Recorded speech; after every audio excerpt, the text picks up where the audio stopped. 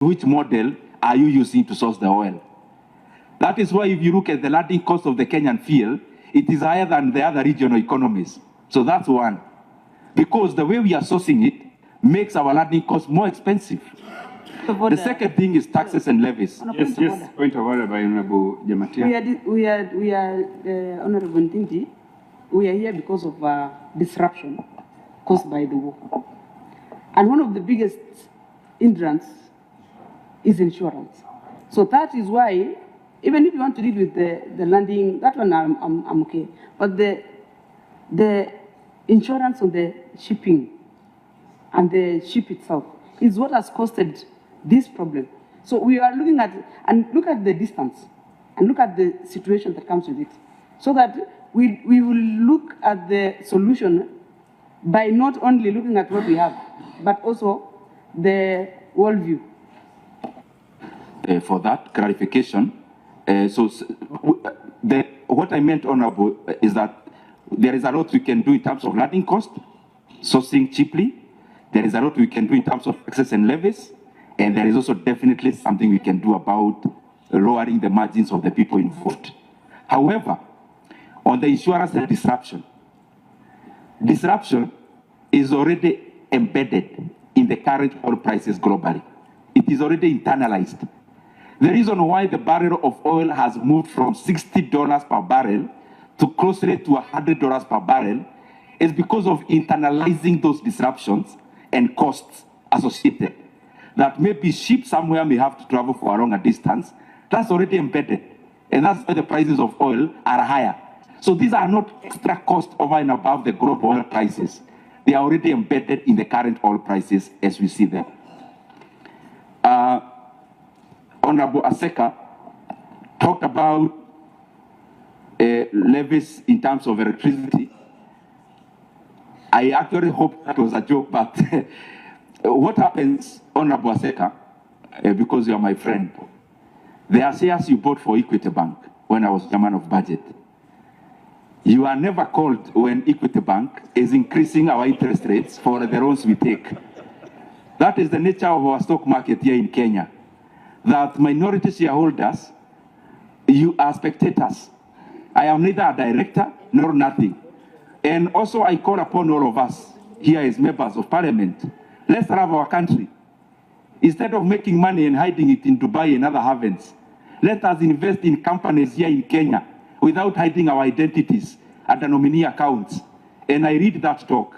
We inspire our capital markets by showing Kenyans that we have faith in our country. We may not have faith in the government, but we cannot lose faith in our country. Our Chair Emeritus, you support the VAT on electricity. You support electricity on levies, April levies. You support forex levies. You support delivery levies, inflation levies on electricity, but you don't support those levies on oil. Declare your interest. Okay. Chairman, Honorable Ndindi, let me say something. Maybe just to reframe his question the way I understood it. I believe and I'm persuaded that the reason why you are here is to look for solutions so that Kenyans can lower their cost of living. That is one. You want Kenyans to have affordable fuel. So would you not want Kenyans to also have affordable electricity? Yeah. Why do you want Kenyans only to enjoy cheaper fuel but not cheaper electricity? This is something that you would consider, given that the prices of electricity is going up. Would you also try to give us solutions for that? Thank you. You can now respond. Chairman, to answer it with the same words that you asked, I am glad that you have given me so much responsibilities as members of parliament that I can deal with all the matters that affect all our constituencies.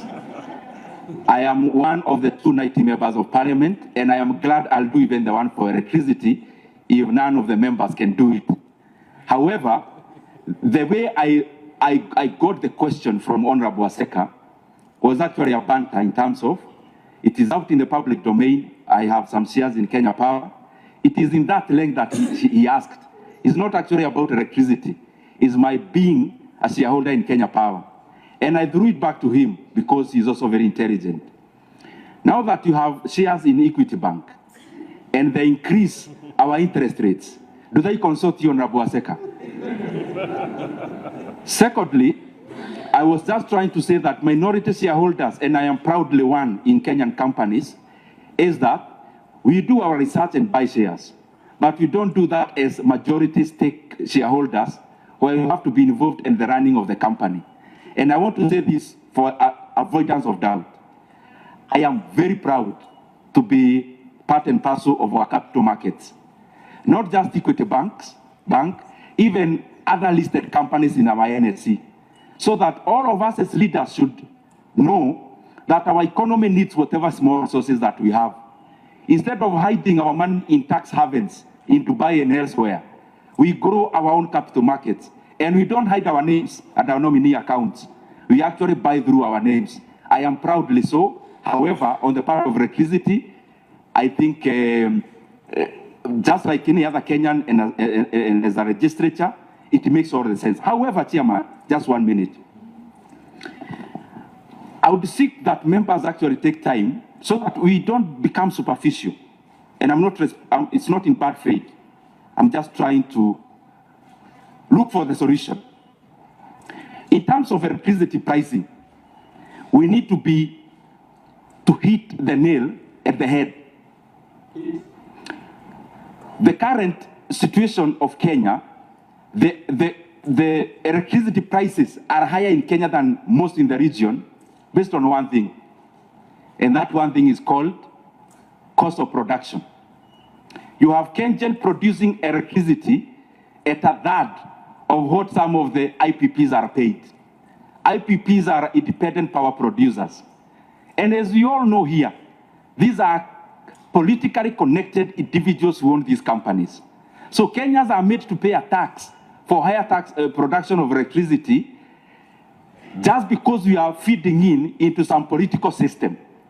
So if you look at the segmentation of what we end up paying, after Kenya Power collects the money, the profit margin of the not the profit margin, out of 100 shillings, their revenue could be around 20%. Most of the money goes to producers. If we actually need to handle this issue head on, we must deal with the issue of production. Thank you. Honorable John Paul, lastly. Honorable Ndindi, I think we can summarize. Honorable John Paul. Thank you. Chairman, point of order. The question which is being raised is that area of electricity as a need also, that is what Honorable Aseka is raising. Do you see it as a need to have a reduction in prices of electricity, or you are only seeing the need to reduce fuel and not electricity? I think Honorable Ndindi, that matter has been answered comprehensively. I want to propose that you respond to the question by Honorable John Paul, then I make my final submissions, then we close. Thank you. I would request you just half a minute on Honorable Secretary General's question. I see the need of electricity. I have answered it exhaustively. Maybe that is the pitfall of having premeditated questions, which were made before I came, so that we have to ask them even when they are answered. Honorable Ndindi, again. That is very unfair. That is very derogatory because this is Parliament. And I believe that Kenyans have elected their representatives to come to Parliament, and they are here to represent their members. So there's nobody who's been sent here by any other force other than their voters. So I think that one, I believe you've gone out of the stretch. So members, can we agree that this is enough, that you've done enough sufficient submission? Oh, sorry. Ndindi, I think we give you less than a minute so that you can close. Thank you very much. Honorable John, 7 shillings. We need the roads. Honorable Ndindi, please finish. Just proceed. On the contractors, Okay, now I'll give you time. I'll give you some time later. Let him respond to that question. Okay, Honorable Kenan, ask your question. Please use the microphone. What we have in this procedure, you may not see the need today.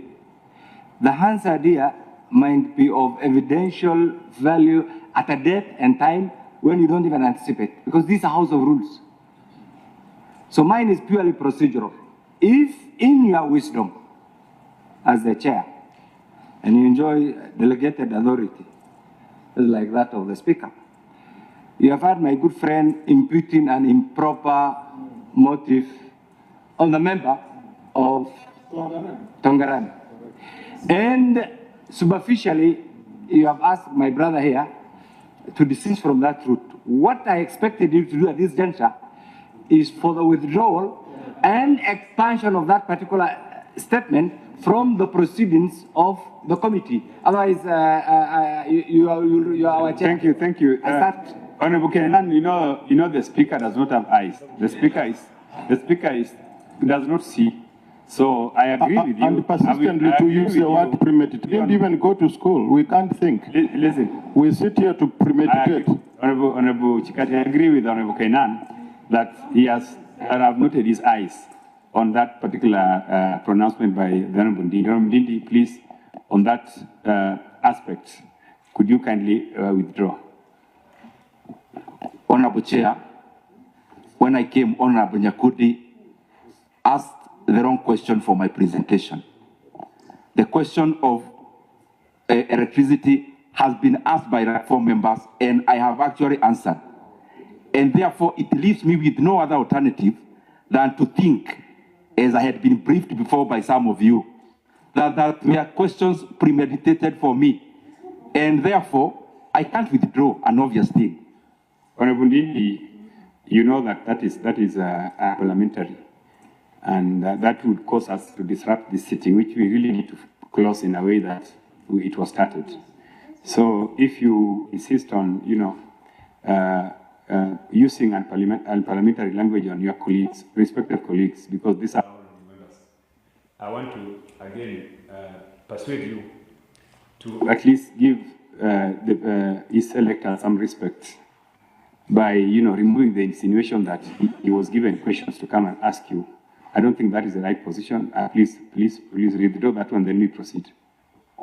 For the respect, let me paraphrase. Honorable Chikati, I had answered the question. And therefore, I will withdraw the previous assertion. Thank you. Thank you. Now you can finish you can respond to the question by Honorable John Paul. Honorable John Paul was about 7 shillings, which I've also answered, about having contractors on the roads. I have, and I want to repeat here again and again, there is no document anywhere in Parliament about securitization. So we read it on news just the same way other members read it. Secondly, RMLF is 25 shillings. I'm proposing 7. There is still an 18 shillings remaining. So there is a lot of room. Very lastly, Chair, because I think these are my closing remarks, I want to thank you very much for this opportunity to have appeared before the Budget and Appropriations Committee. And also, I want to also to underline that you are all colleagues and I respect every one of you. And even in the start of this discussion, I was just trying to answer the questions based on the temperatures that had been thrown to me. But I'm glad that at the end of the day, we have been able to listen to each other and to hear my objective proposals. I request you, members, I know many times we are divided politically based on where we lean, but I want to request you, this issue of fuel is not just affecting the people of Kiharu. It is representing the people of the entire country. The issue is about the trade-off. We let the prices go up, they spiral, they affect the economy, or we do something about it and arrest the cost of living going forward. I beseech all of us that we start on the side of Kenyans. We look for solutions to lower fuel prices because it is possible and it is still in our purview. Thank you very much. Thank you very much. Just to say that the prices is not affecting the people of Kiharu. Are you aware that even these prices is not affecting the Republic of Kenya only, but it is the whole world? Thank you. Honorable Ndindi, I think that is how can I say? So what I wanted to say, Honorable Ndindi, is that I have looked at your proposal to us globally. in terms of the effect it will have on the revenues, projected revenues. And I have seen that if we do implement